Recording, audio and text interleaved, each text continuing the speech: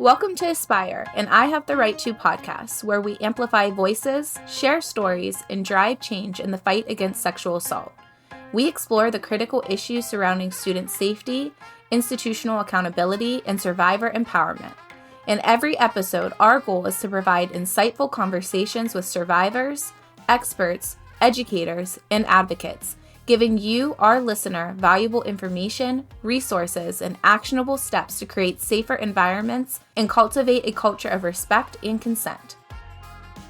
Hi, everyone. I'm Katie, and for those of you just joining the podcast, I'm the executive director of I Have the Right To, and an attorney who's had the privilege of representing countless survivors of sexual abuse. And I'm Chessy Prout, survivor, advocate, and co-founder of I Have the Right To. We're so glad you're here with us for these honest, brave conversations that center survivors and explore what it means to create safer, more just communities. Today, we're joined by Josephine A. who many know as Jo, an author, activist, and co-founder of Incest Aware. Jo shares their story of surviving childhood incest and illness to raise awareness and drive change in prevention, intervention, recovery, and justice. They also lead powerful workshops and trainings for survivors, support organizations, and media. Jo's writing has been featured in Miss Magazine, Yes Magazine, America's Spirituality and Health, and more. You can explore their work at josephineann.com and follow their journey on Substack. Jo, thank you so much for being here. We're honored to have you with us today. Let's start at the beginning. Can you start by sharing a little about your background and how your personal journey led you to this work? Yeah. Hi, Chessy. Hi, Katie. Thanks so much for having me on today. I am an incest survivor. It's really common for a number of us to have what are called recovered memories, which means that the trauma was so bad in our childhoods that we forgot what was happening, and then we recover the memories later in life. So at 24, I recovered that I was a survivor of serial incest by a number of members of my family. And unfortunately, when I disclosed, my family sided with the people who harmed, which again is very common, and I was left on my own to pick up the pieces of my life and my identity and my community and my economy, etc. So that healing journey was really difficult, kind of rebuilding a foundation on my own. And in 2017, when #MeToo went viral, based on the great work of Tyrana Burke, I really noticed that incest wasn't being represented in the public discourse around the movement, and I really just felt this fire in me that it needed to be, and so started sharing my story publicly. And there's a few words why the word incest is so confusing, and one of the reasons is because it's a taboo topic. It's not a word people use very often, or they want to use very often. And it's not taboo by accident, unfortunately. It's a taboo topic because of very intentional historical oppression and neglect of children, of survivors, and of, domestic violence in the home in general.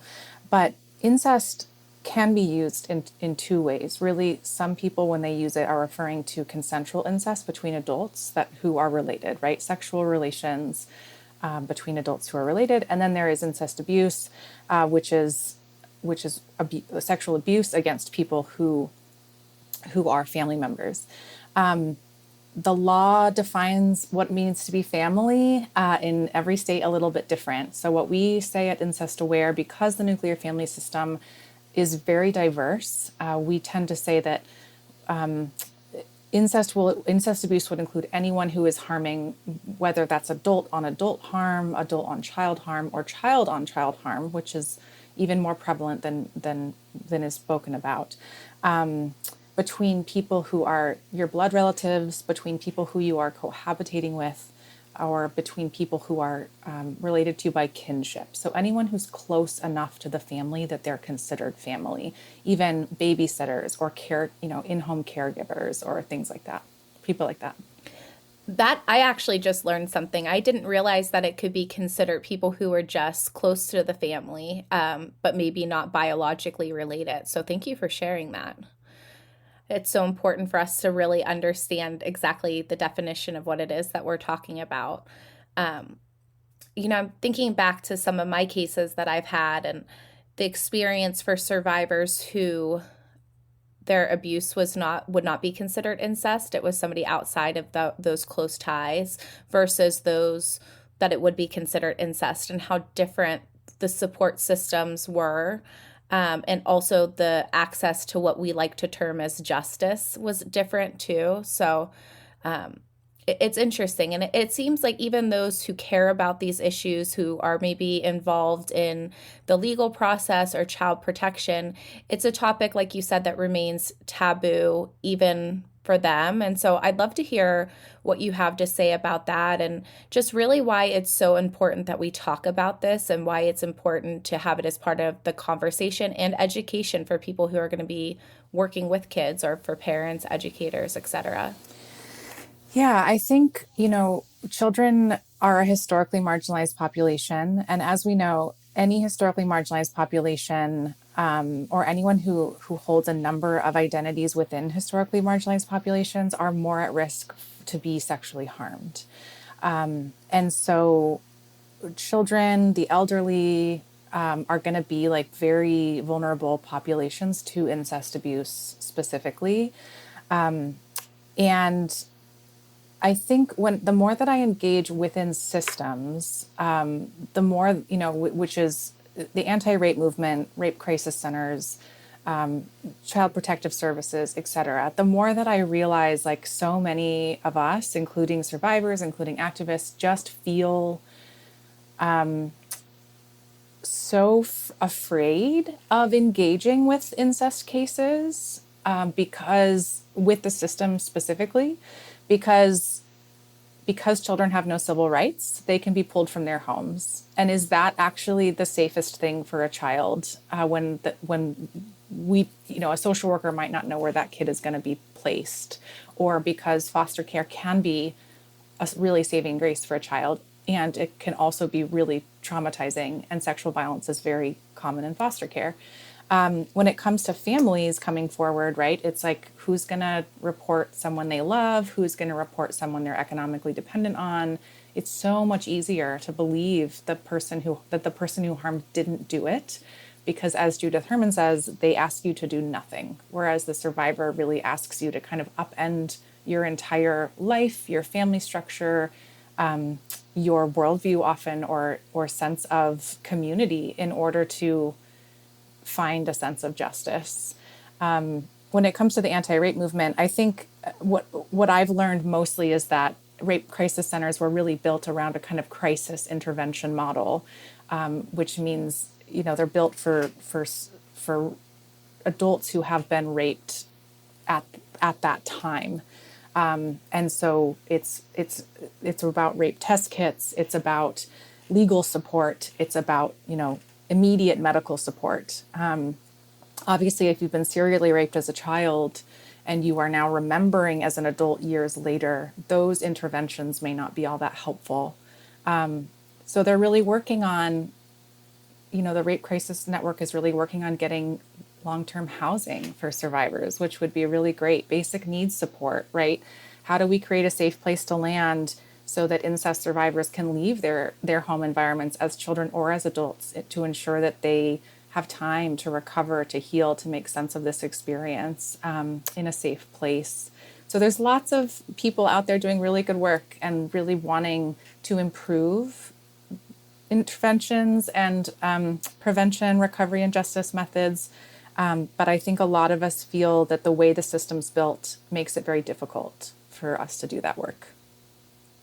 Yeah, definitely. I'm thinking back when I first was going to law school, I did foster care work, and then I also did child custody work. And, there were a lot of cases that involved sexual abuse at the hands of family members, or allegations of sexual abuse at the hands of family members. And it was always crazy to me how often they sort of got pushed aside as like a custody issue, as a tactic, and there wasn't really much investigation into it to really see what is happening. And obviously it's even harder when kids are young.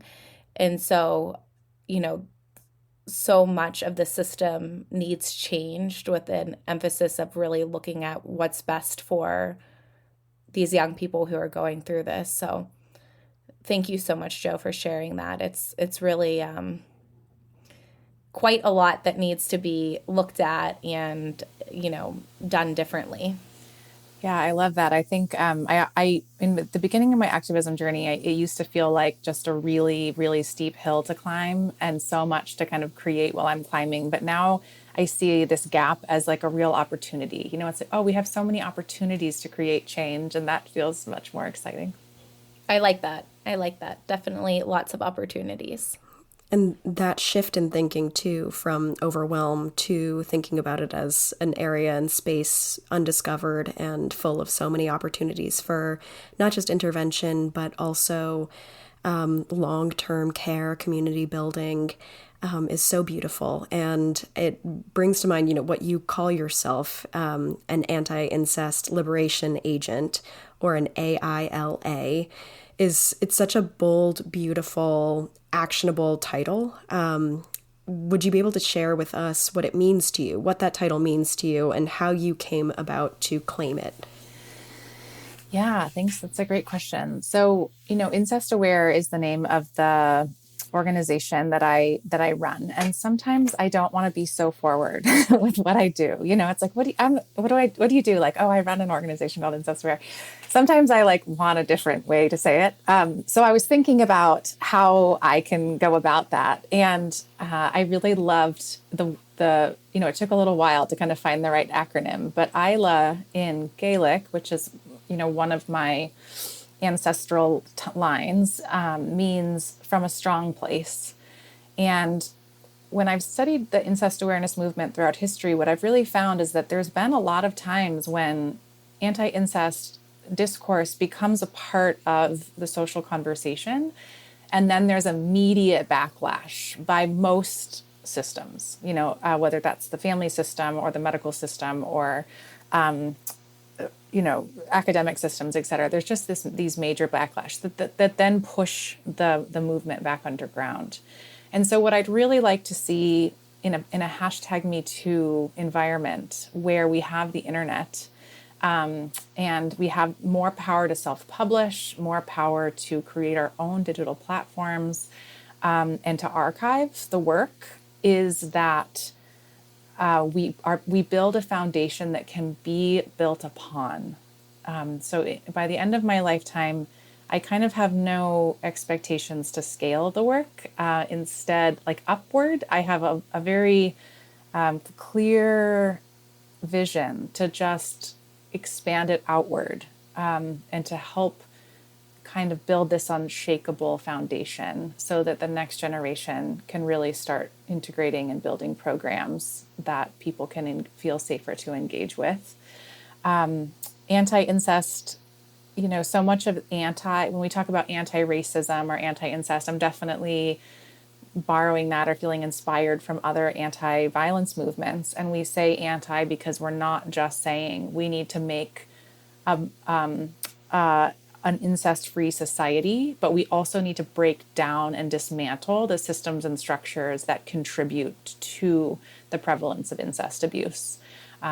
So that felt like a really nice fit. And then liberation, I studied abroad in El Salvador when I was in college, and I lived there after graduation, and I studied liberation theology and liberation movements, specifically from the Salvadoran Civil War, and learned a lot about liberation methods and really drive the incest awareness movement as a liberation movement. How do we free people who are being harmed from harm and then help them to heal? How do we end harm to ensure the next generation isn't harmed? So it all just kind of fit. And then agent felt like agency, right? Which is just freedom. I think as a survivor, that's really been the core to my healing journey and to my life journey, is finding agency in as many areas of life as possible and claiming it and acting out of my own agency, because so much of that was taken away.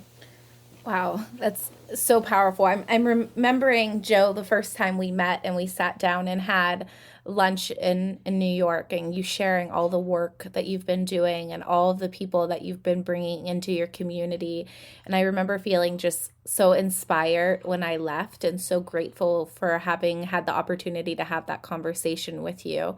I loved hearing about how you founded Incest Aware.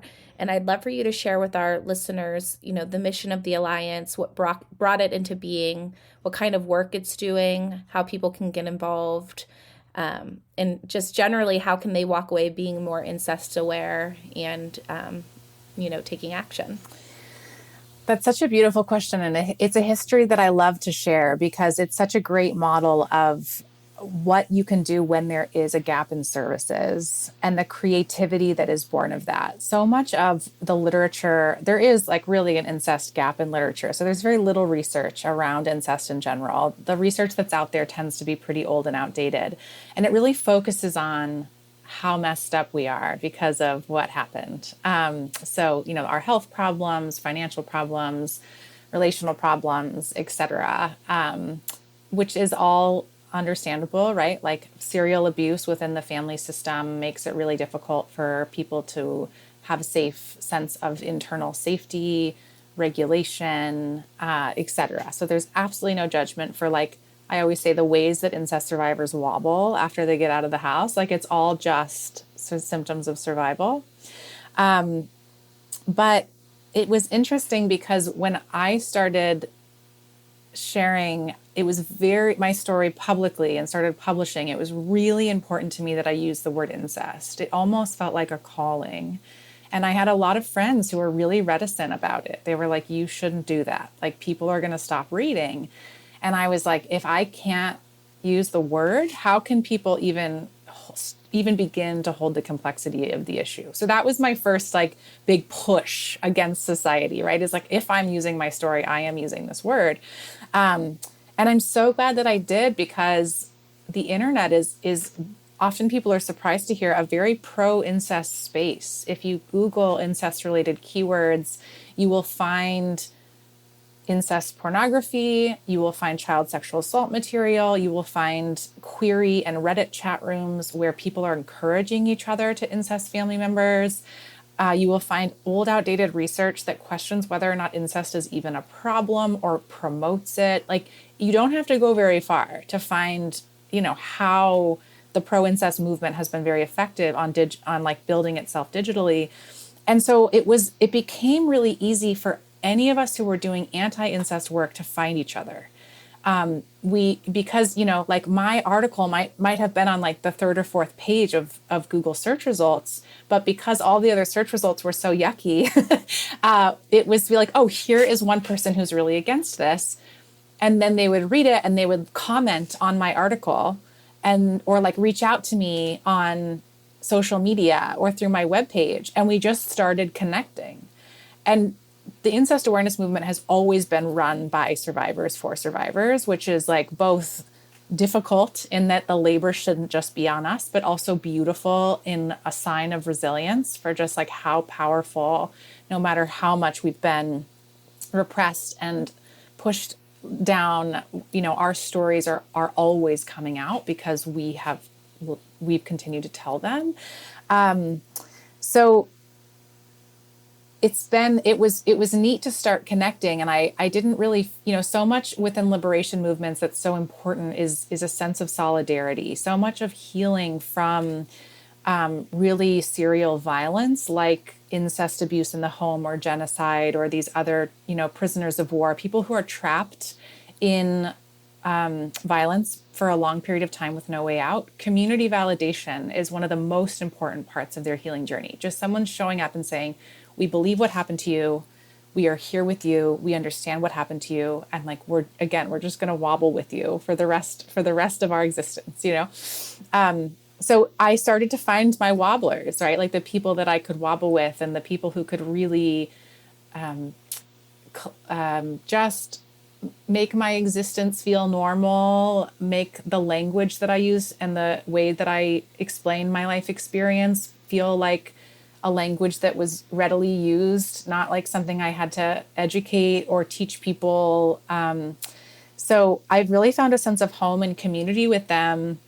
And then we just started building. The Incest Aware was originally founded by a woman named Susanna Saza, and she brought me on really early to help her build the website and to build the community.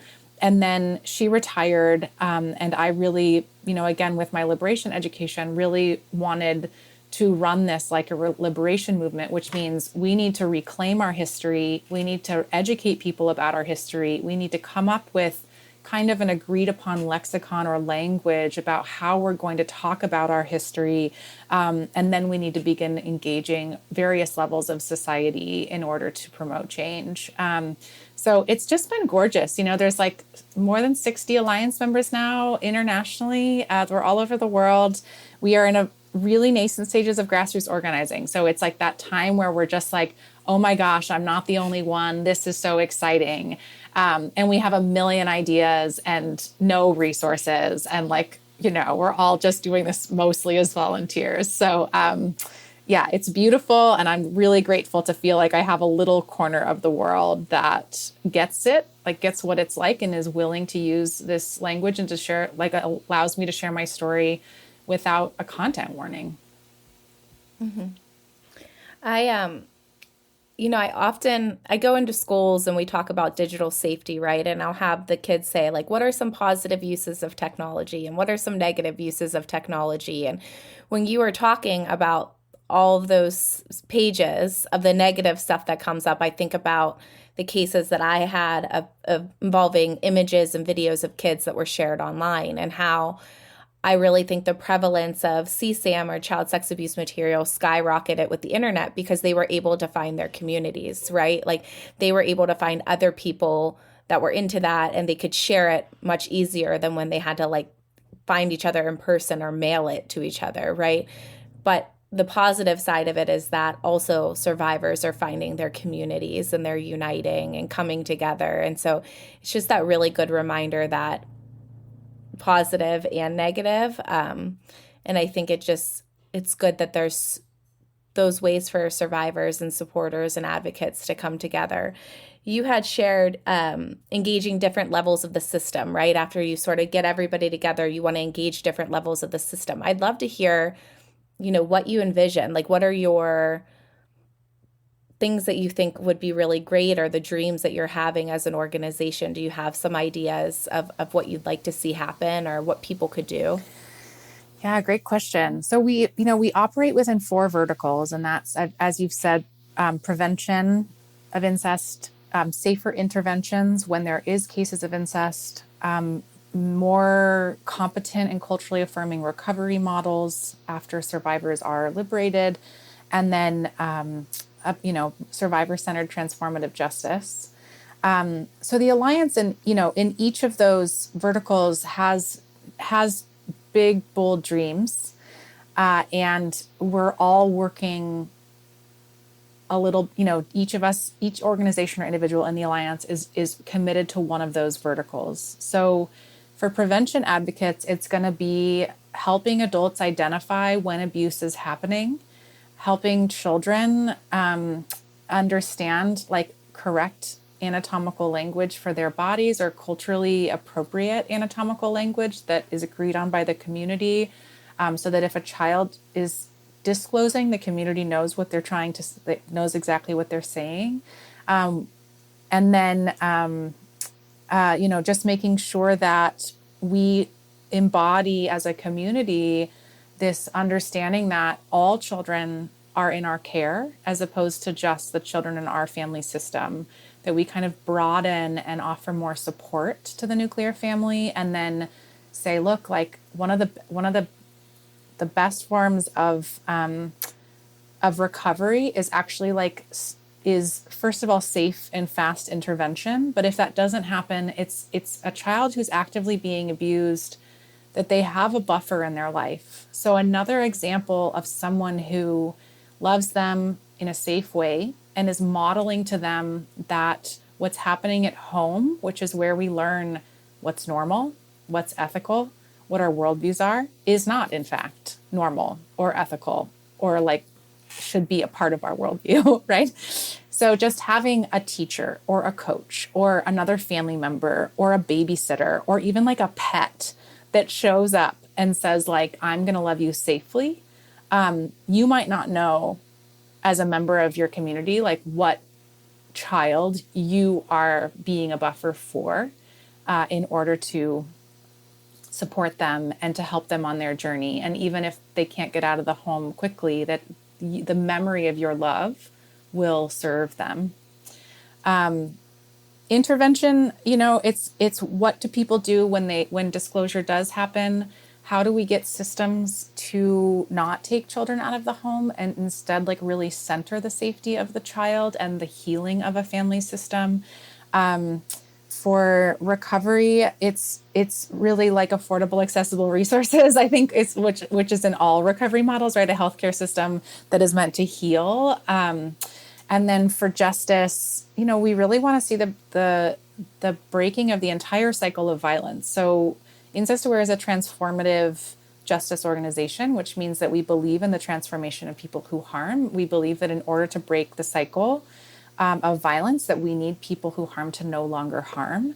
And that the carceral system is certainly one strategy, but we know that the carceral system isn't working for any type of sexual assault survivor, in the sense of, so few people report their abuse because they don't trust the system. If they do report their abuse, the rates of criminalization are really low. And then those people who harm, who are criminalized, are only in prison for, an average of 8 years, for sexual abuse crimes. Many of them aren't getting treated. The carceral system, as we know, is a very sexual violence is very common there. So they may then become, if they haven't already been victimized, maybe be victimized and then let back out into society as people who have been punished but not treated. So just really trying to end cycles of recidivism and offense by getting people treatment, and all people at risk to harm or who have already harmed treatment. It's incredible to hear what you imagine for the work that you're doing. And I know that is the dreams of you and your organization.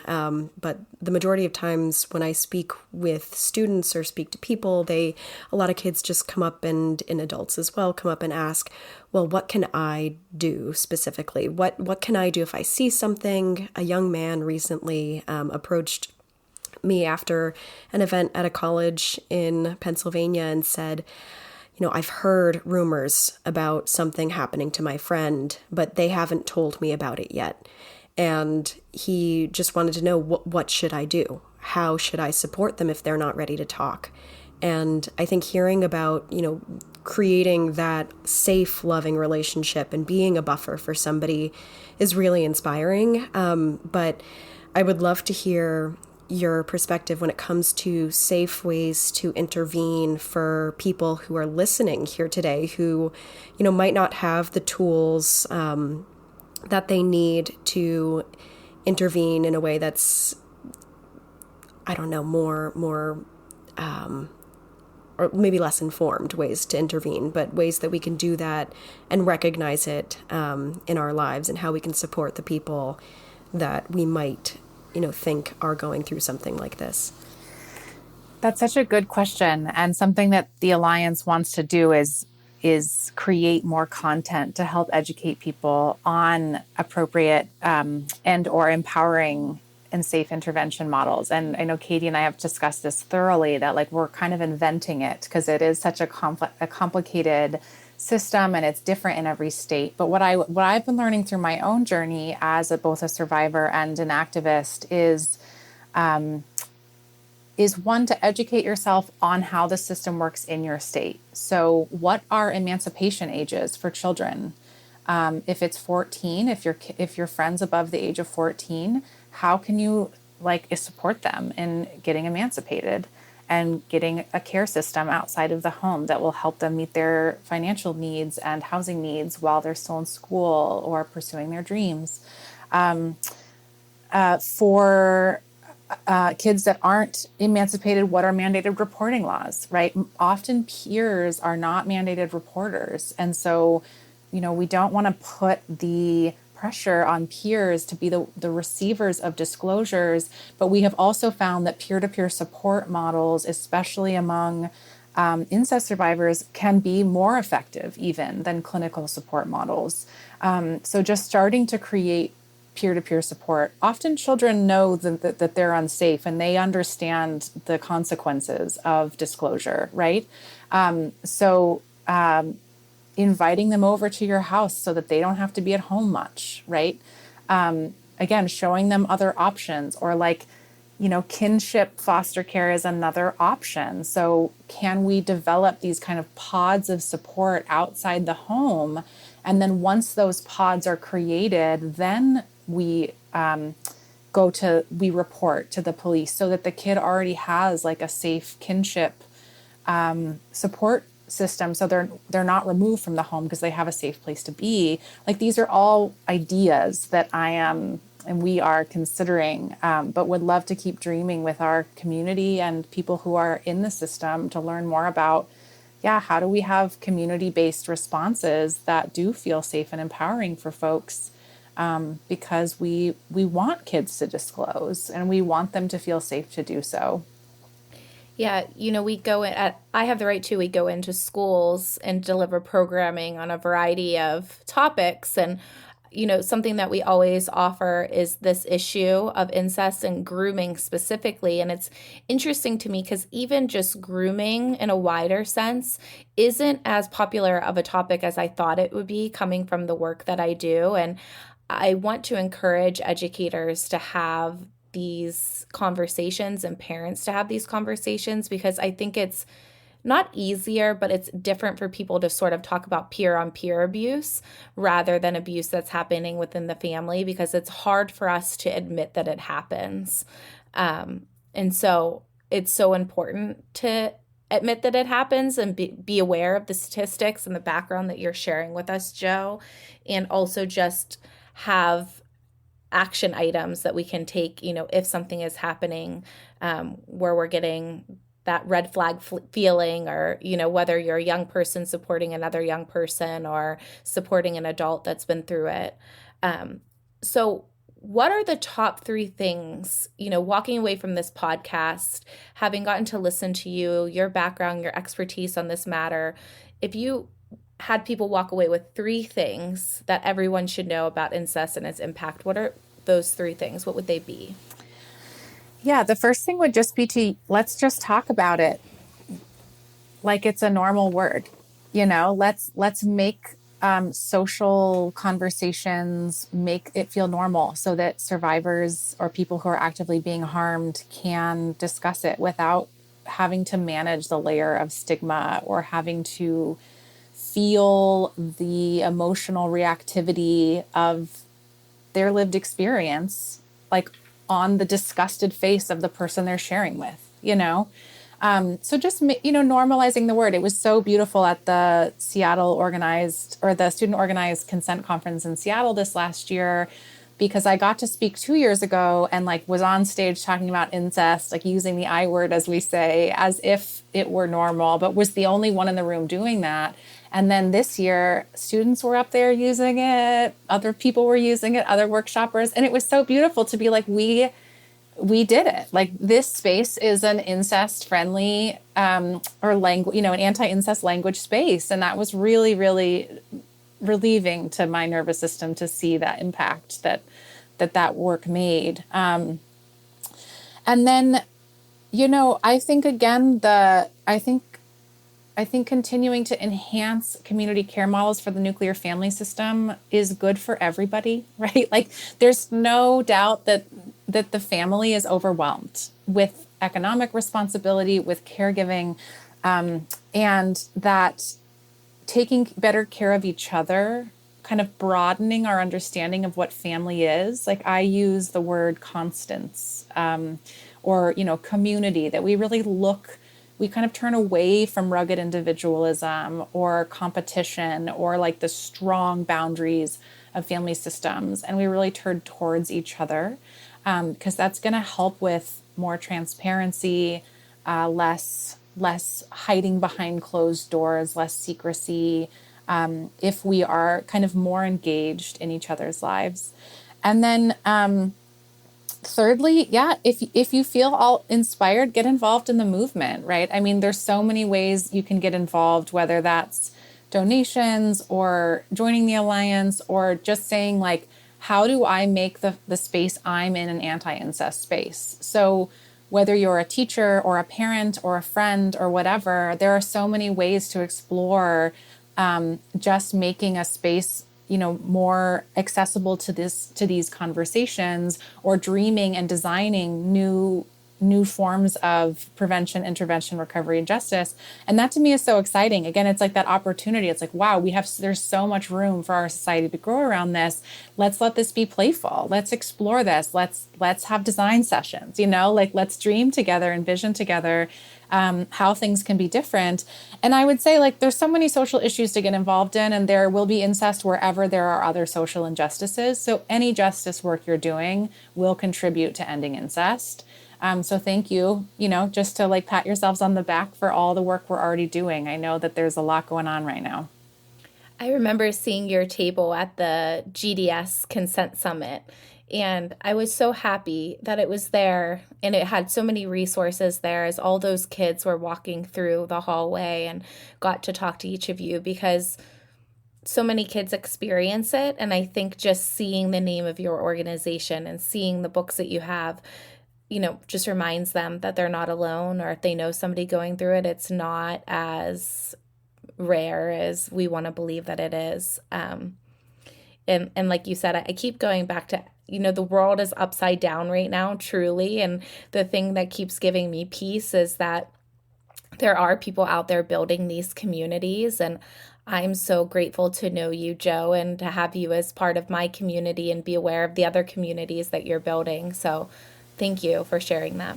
Well, thank you both for being an organization that is so devoted to anti-incest and incest awareness work. It's been such a privilege to partner with you in, Chessy, I remember just sitting next to you when we got to share at the SOX conference the first year on the panel together, and just being like, nobody is being cared for the way that they deserve to be in our systems when it comes to sexual violence. And it's just so nice to break down hierarchies of harm and kind of inter-community conflict around who has it worse, as opposed to just saying hey, we all deserve better, and all I want is to grab hands and figure this out, So thanks for being some of my hand holders.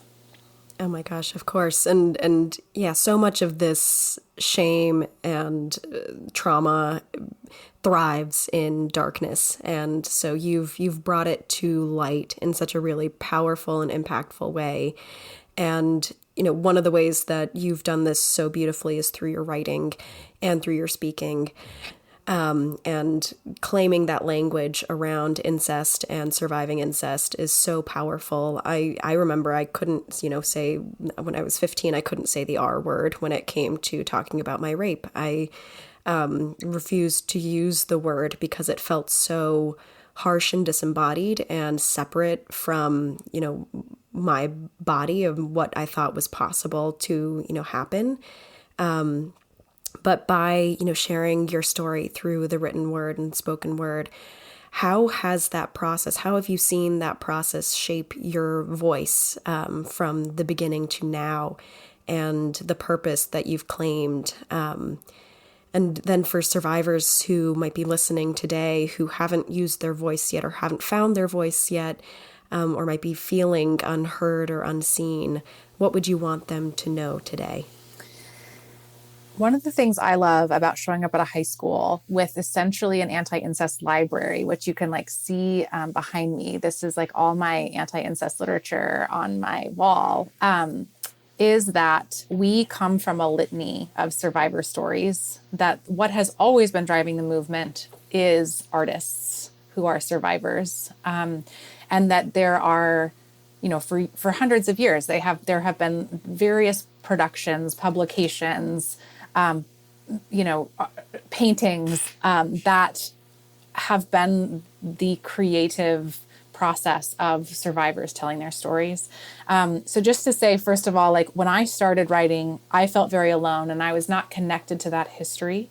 And so it was kind of just me figuring it out. And I remember the first time I wanted to write, I just emailed like another survivor who I found on the internet, which is, to what Katie was saying, like the digital space has been a way that we can connect to each other. It's a great tool for community organizing.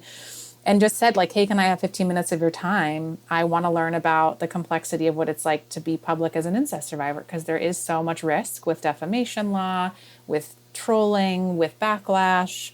And my nervous system, I wanted to share and I wanted to be safe. And that's a complicated compromise as a survivor speaking publicly about this issue. So yeah, it's been really beautiful as a writer, one, to like play with voice and play with my story and kind of learn and figure that out, to have it be shaped differently depending on the platform I'm writing on. I'm currently working on a memoir, but then also to read the writing of other survivors and to say like, oh, how is their art informing my art? How is the way they shared their story informing the way I'm sharing my story? So, reading Maya Angelou's I Know Why the Caged Bird Sings, which is her, and which is a part of that is like a revelation of an incest story, or, like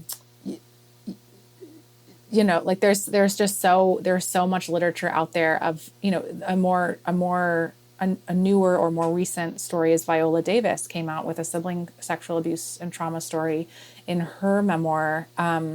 So there, it's there, and it's just kind of uncovering it and making it easier to access, and then letting, know that you come from a history, know that there are accessible survivors who are writing about this actively, who want to talk about it. A lot of them are in the Alliance, so go to incestaware.org to find them and reach out, and then make sure you're getting support, because there's no reason to be doing this alone. There are plenty of us kind of navigating the complexities of being public about this in public spaces at the risk of, lots of legislative things. And then try to have some fun with it too. Like art can be really beautiful, and it's not an easy thing to do. It's a lot of labor, both from the craft, but also just like, the healing, the revisiting, the figuring out how to say it. But that is kind of the work. So yeah, just get started and see where it takes you. Yeah. Yeah, I love hearing you talk about play, because so often when it comes to sharing your story, and especially in the way that I shared my story publicly, was so focused on making sure I got everything right, making sure the facts were there, making sure that everything that I wrote in my book could be backed up by physical evidence, because it was so close to when everything was unfolding. I kind of feel like I personally missed out on that play aspect of coming to terms with and sharing a story. And for me, I've found that filmmaking has been a great outlet for me to adapt the story based on the conversations that I've had afterwards, based on the experiences of the people around me. And I think it's such a valuable thing to be able to turn something, as you have done, turn something so painful and taboo into something so beautiful and relatable and community building, helping people feel seen through sharing your story in the ways that serve you, instead of sharing your story to serve other people and helping them build empathy, I think is so beautiful. So thank you so much for being so open and for sharing your story, Jo. Thank you. And likewise, Chessy, I remember reading your book when I was living in DC that one summer, which is when we first met, and just being so outraged for you, and then so outraged for myself and incest survivors who can't even engage with the criminal punishment system because we don't have evidence, right? No one takes us seriously, or we have recovered memory, and society still questions whether that's real. So just, feeling that sense of solidarity, but also the level of support that I've received, and the level of community and solidarity I've received being public has been life-changing. Well, Thank you to both of you. I know that you inspire so many other survivors and people who are listening to what you had to share today. Joe, before we wrap up, I'd love for you to remind our listeners where they can follow you and find your resources if they want to learn more. Yeah, so my website is josephineann.com. The Ann is with an E. And then my Substack is josephinealauren.substack.com, but you can also just Google Isla, A-I-L-A. And then incestaware.org is the incest awareness organization that I'm running. So you can find all my work on those 3 platforms. I'm also on LinkedIn. Otherwise, I have chosen to divorce myself from social media platforms for a variety of reasons. And I'm very, very content that I've done so. Awesome. I feel that. Yeah. So thank you so much. Your honesty, courage, and leadership on these issues are reshaping the way we understand incest, healing, and justice.